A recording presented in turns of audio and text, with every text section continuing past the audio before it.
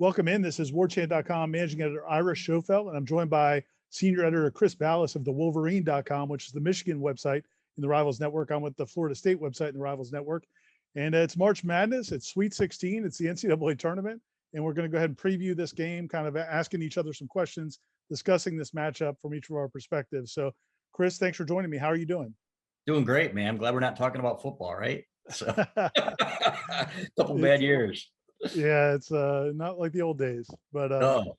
but basketball's going well. And I wanted to ask you first off, right off the bat, I think FSU fans were aware that Juwan Howard got the job, but I was just kind of curious, has he kind of exceeded expectations? It seems like he's obviously done well in recruiting, and he's done well with the team getting to the Sweet 16 this quickly.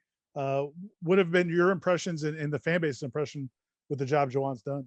Yeah, to say the least, man. You don't know what you're getting when these guys come back. And, we've seen it with Chris Mullen, Patrick Ewing, guys who have failed, going back to their alma maters. And people think, oh, what a great fit, man. This guy loves the place, but they don't have the experience, the coaching experience. Juwan Howard has learned from guys everywhere. He talked about Leonard Hamilton today on his press conference, man, and how much he admired him and how much he learned from him. You look at Eric Spoelstra and being part of that Heat organization for a long time. And so the guy knows basketball, but you just don't know what's going to happen when these guys get their program for the first time. So what he did is he went out and got Phil Martelli from St. Joe's. And I didn't realize that until this week. Tell us tell listeners or the viewers, people may not remember, but I mean, he's a coaching legend and he's got him on the bench. Yeah. He does. And you know what? It was funny because Martelli was looking and Juwan was calling people like John Calipari. He even called John Beilein. He said, look, man, this is my first go around. I can't fail here. I need somebody to help me, not to do the work for me. And that's kind of the misconception that, okay, Martelli's, doing the X's and O's. That's not the case, but he wanted somebody who had run a program before. So Calipari said, man, I've got your guy. And Phil Martelli's the guy. They call him the Godfather. It's been a great marriage, man. It's interesting seeing these two guys together, but it's a lot of fun. They really play off each other well. And Martelli told us the first time I ever talked to him, he said, I wanted to join a guy that I thought could play on Monday night and cut down the nets. And he said, I looked at Juwan Howard. He said, the first 10 minutes in talking to him, I realized that this is the guy that I think can get there. And there were a lot of skeptics. I was one of them. I'll admit it. I was thinking, man, you've got John Beilein, one of the best coaches in the game, and you're following up with a guy with no experience. But he has pushed all the right buttons. You can tell he's getting more and more comfortable. He's a player's coach, but he's hard on his kids. The players love playing for him. That's half the battle right there, man. He's done an unbelievable job.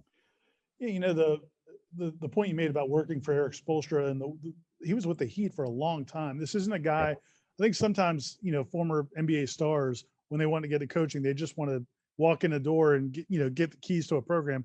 But he really paid his dues, right? I mean, he's not just a superstar. He kind of grinded it for a long time as an assistant coach. And he's still grinding it. And that's the thing on the recruiting trail. Everybody's like, well, how is he doing it? This guy is on the phone constantly with these kids and texting them with these kids. And, they look at him, and I haven't heard a bad word about him from anybody ever, since he was here with the Fab Five. I was in school when the Fab Five was here, when Juwan Howard played. I'm dating myself a little bit, but he was always kind of the mature guy in the group. They called him the old man, the dad of the group. And that's just who he is. He had a tough upbringing in Chicago. He's talked about that. His grandmother died the day that he signed his letter of intent. She was the one that raised him. And ever since then, he's really kind of been on his own and learned from people. The praise that he had for Leonard Hamilton, I thought that was great. He actually went down. I don't know if you read that and knew that, but he went down when he got the job at Michigan and talked to Leonard, for whom he played at Washington with the Wizards. Leonard was an assistant there. And he said, man, what a help he's been. And, if I can be that kind of a coach going forward, he said, I'm going to do okay. And right now, man, the path, it looks like he's pretty good. Yeah, Coach Hamilton talked about it a little bit as well, and I know you guys wrote a story about it. We're writing a story about it as well. Mm-hmm. And he, Coach Hamilton, it's kind of neat the way he talked about it. He's impressed, or he almost felt honored. It sounded like that Juwan sees him as a mentor, even though there's a lot of great coaches he's played for and worked with, and you can tell he's impressed by Juwan Howard as well, and wants to do anything he can to help him out. So it's going to be a neat matchup. Yeah. Obviously FSU fans remember, the game a few years ago in the Elite Eight that kind of went down to the wire. Michigan wins it and advances. For FSU, they just haven't gotten to that level very far. Michigan obviously has. Do Michigan fans remember that game? What were their impressions of Florida State? And Is that something people are talking about going into this game at all? Absolutely. Great defensive team. Usually I was looking at the numbers today. I think they're 31st in KenPom in adjusted defensive efficiency, which is probably lower than they're used to. They always defend. And with their length, everybody talks about, oh, this is going to be another LSU type game. I'm like, no, it's not going to be another LSU type game. These guys play defense and take pride, and their offense is better than the last time these guys played. Michigan, they did a really good job against Michigan's offense.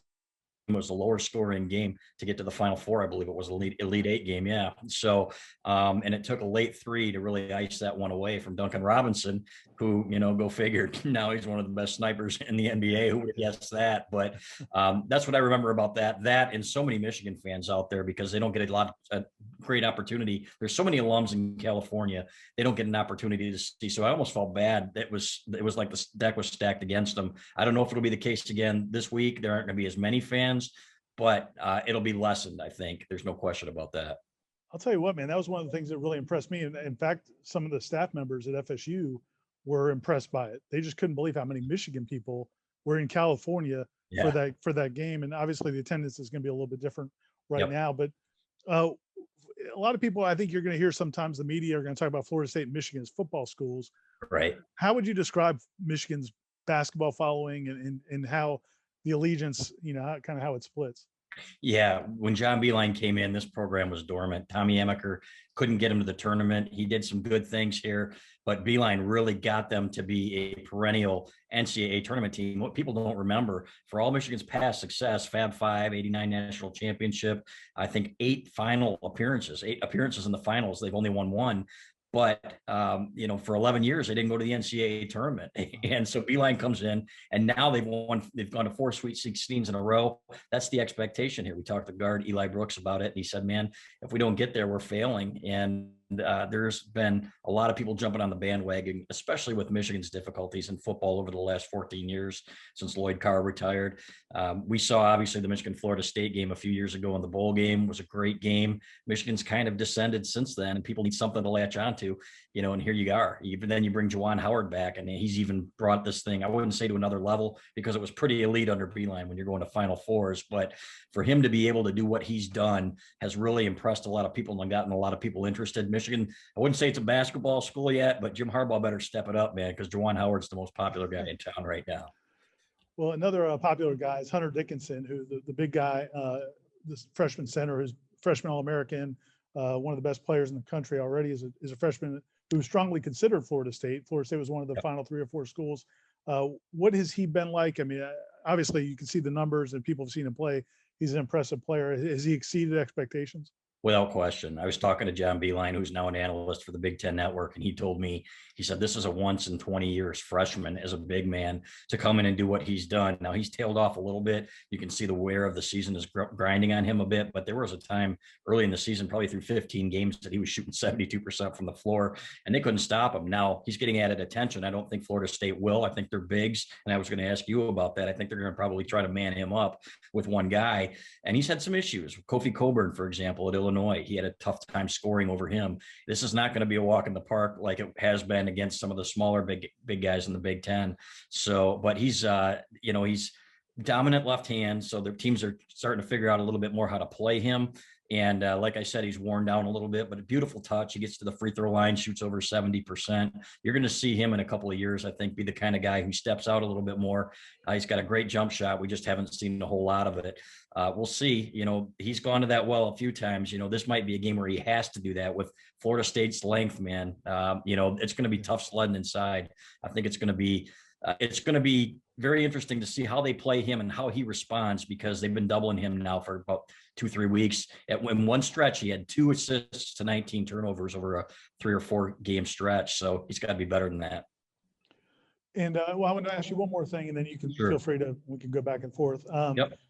Obviously the loss of Isaiah Livers was a huge deal. I'm assuming there's no chance of him playing, and how has that changed their team? I know they bounced back from that heartbreaking loss to Ohio State in the Big Ten championship game, but they've won obviously won their first 2 games in the NCAA tournament. How different do they look without him, and is there any chance he might be able to play? Yeah, it doesn't sound like it. It's a broken foot, stress fracture. It sounds like 8 weeks. So Wow. everybody says, well, if they get to the Final Four, maybe they'll come back and, pull a Bill Russell or whatever. And I'm like, no, it's not happening, man. He's got to look out for himself, and those things take a while to heal. But what it does is takes one more shooter off the floor. This kid was shooting 50% over a 5-game stretch before he started getting hurt, and you could see there was something off. He just wasn't the same player. When you've got a guy like that and a 7-footer inside where you can find him and spread the floor, that really takes your offense to another level.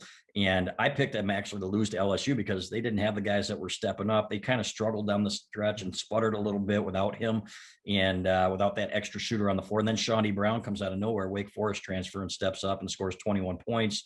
But those shots aren't going to come as easy. Like I've been saying, against LSU, they don't defend. I don't know if you've seen them this year, but that's their defense optional program. That's not Leonard Hamilton. That's not what they're going to face. So they need another one of those guys to step up. And what's going to be interesting to me is how they deal with that length. I think they average 6'8", if I'm not mistaken, in their starting lineup. And so big guards against Michigan's Mike Smith and Eli Brooks. I was going to ask you, do they post up their guards at all? And if not, is that something that we might see against a guy who's like 5'10" and Mike Smith? They don't do it a ton, but they've shown they've tried to a couple times. They just haven't been real successful at it. In fact, in the last game against Colorado, Scotty Barnes tried to post up the Colorado's guard is about 6 feet tall, and he's got a 9-inch advantage. And he went to, but they didn't give him the ball. Florida State, it's one of Leonard Hamilton's kind of constant complaints is that they don't do a great job of feeding the post. He'd like to see more post touches than they get. But it's something that they want to do, but they haven't been real effective at it. So, we might see it, but it just hasn't been a strong suit so far. It sounds to me like this is a better 3-point shooting team than they've had in the past. Is that right? Unbelievably better. Yeah. I mean, it's like a different team. It's like a different program. They've never shot the ball this well, really, for years. A lot of teams just kind of would zone them up because they just couldn't shoot the ball well enough, and they would have a really tough time against teams like that. But they've gotten better. They've got a few guys who, I mean, MJ Walker was having a career year before he started. He started having some, I guess, tendonitis or cartilage in his knee that's been bothering him, and his 3-point shooting has dropped off. But he was shooting about 50% for most of this year. Raekwon Gray can shoot it a little bit. They've got several guys that can. Wyatt Wilkes, who that is not a big time player, but he can shoot threes. Anthony Polite, who had the big game against Colorado with 22 points, he's a guy that can really knock down spot up threes. So they've got several guys that can shoot it. Scotty Barnes will shoot it if he's wide open, and he can knock it down if he's wide open. So they've got, this is a much better 3-point shooting team, and it's a continuation of, again, from the team you saw a few years ago where Florida State was still really in that defensive mentality. Yep. They were just starting to get this more of a wide open kind of spaced out attack, and this has been the culmination of it. This team is, last year's team was probably better overall, but this year's team is the best offensive team we've seen under Leonard Hamilton. Really, until the last few weeks, they've been tailing off a little bit. We'll see if it seemed like in the second half against Colorado it came back a little bit. So we'll have to see how they do against Michigan. What's Barnes' game as a 6'9" guard? Because Juwan talked about him and what a special kid he was. He and the Howard boys actually won a state championship down there together. And he said he's like a family member, but he also said that, hey man, I want to beat my grandma one-on-one if I'm playing her, and I'm going to be physical with her. So he said, all friendships are off the table, man. But what's Barnes bring to the table? Yeah, man, he's a guy that I think, like a lot of one and dones, his best basketball is going to be played probably in the NBA. I mean, he's and somebody asked me the other day if I felt like he's failed to meet expectations because he's not scoring 18, 20 a game or whatever. I don't think so. I think he's met the expectations, maybe exceed them in some ways. He's not a natural point guard, but they've had him playing the point. He's got great vision. He's really got really good vision. He'll make some passes that you're like, man, how did he see that? But then, and he can pass over the defense because he's 6'9".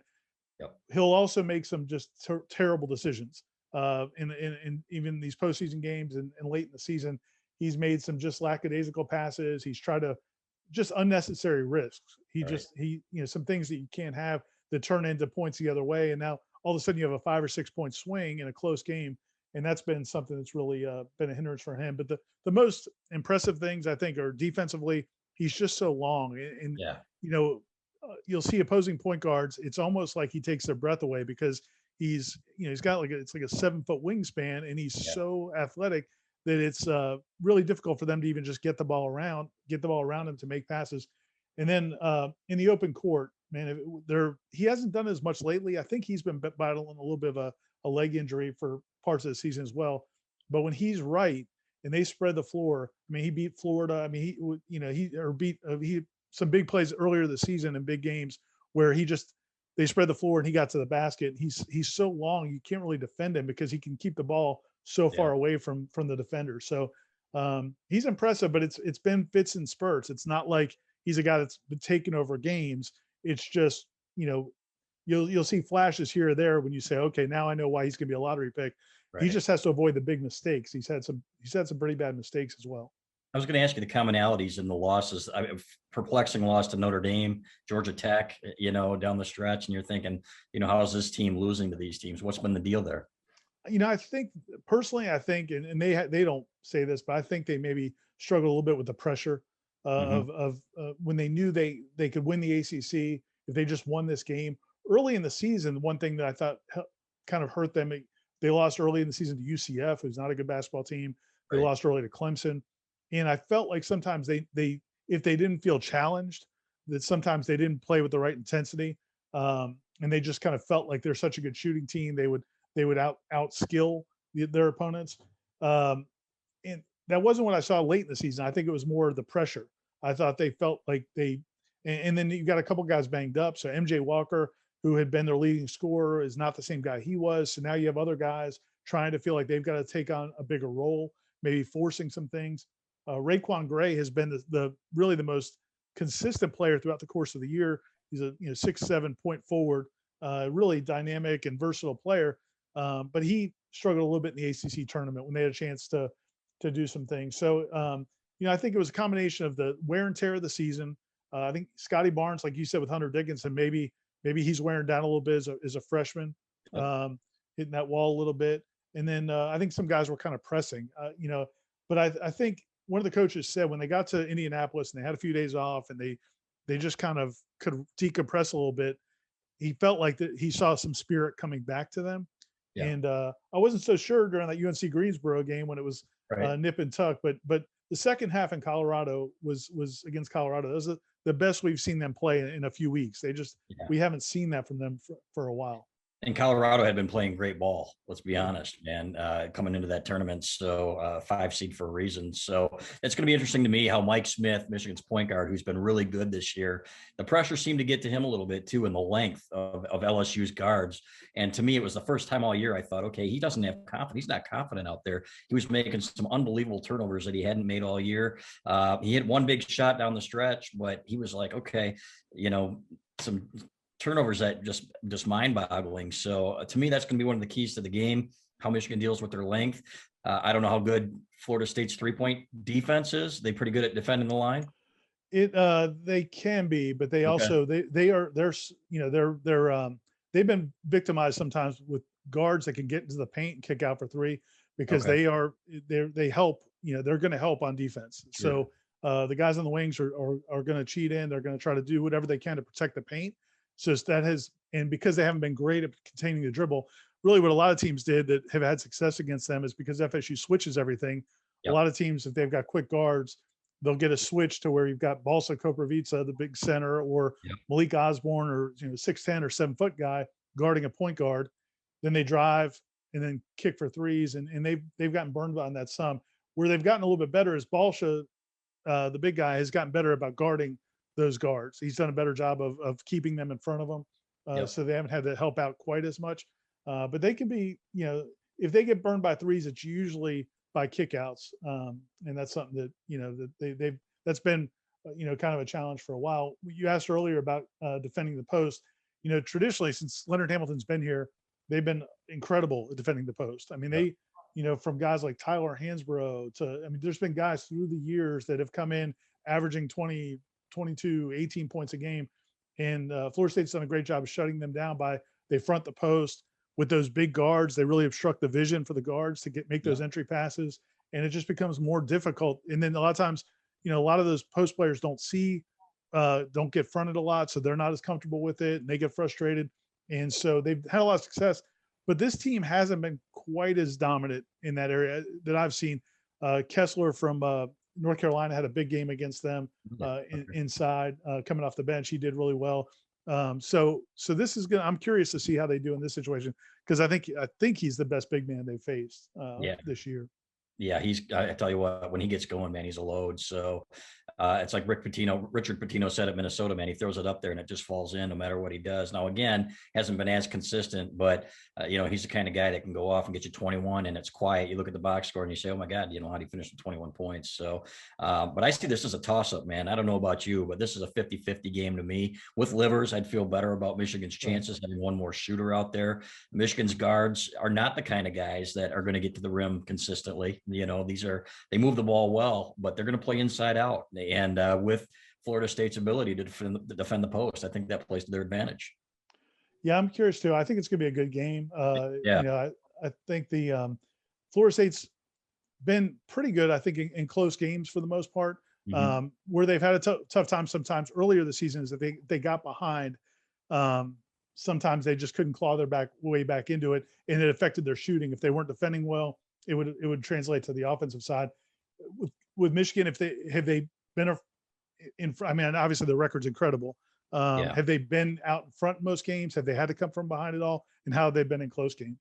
Yeah, a few times at Wisconsin when they came back from a shutdown, like a 3-week shutdown, they had to come back from about 10 points down at halftime. They were able to do that. They came back from against Ohio State and made a game of it when they were down 13 with about 5 minutes to go in the Big Ten tournament. Unbelievable comeback. So they're pretty poised like that. Even LSU was in danger of kind of pulling away with some of the shots that they were hitting, man. And that would demoralize a lot of teams, when you've got Cam Thomas out there chucking a 24-footer, with a guy in a hand in his face and the guy's knocking him down with regularity. So, but they've got a veteran team. They've got a lot of guys who have been there before, as you know, under John Beilein, and guys that have played in Final Fours. So I think they feel pretty good about that aspect of it. So if they fall behind, I think you're going to see them continue to claw. But the one thing that is, I keep coming back to is that length, man. They haven't seen that. Juwan Howard did say today, he said, well, we've seen all kinds of teams. We've seen length. You haven't seen length like this, especially at the guard positions. So going to be fascinating to me to see that chess match play out. Well, awesome, Chris. Well, appreciate it. And if you guys subscribe to warchant.com, you can go on to the Wolverine.com and read all those articles. You can't go post on their message boards. That's right. Can't be trolling anybody, but you can read their articles. They've got tremendous coverage of Michigan. You can read everything about what's going on in their program going into that game. And same thing, Michigan fans, you can read all of our stuff at warchant.com. And we'll lead up to the game. We're sending Corey Clark up there to Indianapolis, and he'll be covering it. You guys obviously will be covering it as well. Yep. And look forward to it, man. I really should be fun. It's as you said, neither football program is doing a ton right now, so it's great to have this basketball March Madness. Yeah, a little distraction, man. I really appreciate you having me on. Thanks, Chris. We'll talk soon. Okay. Take care.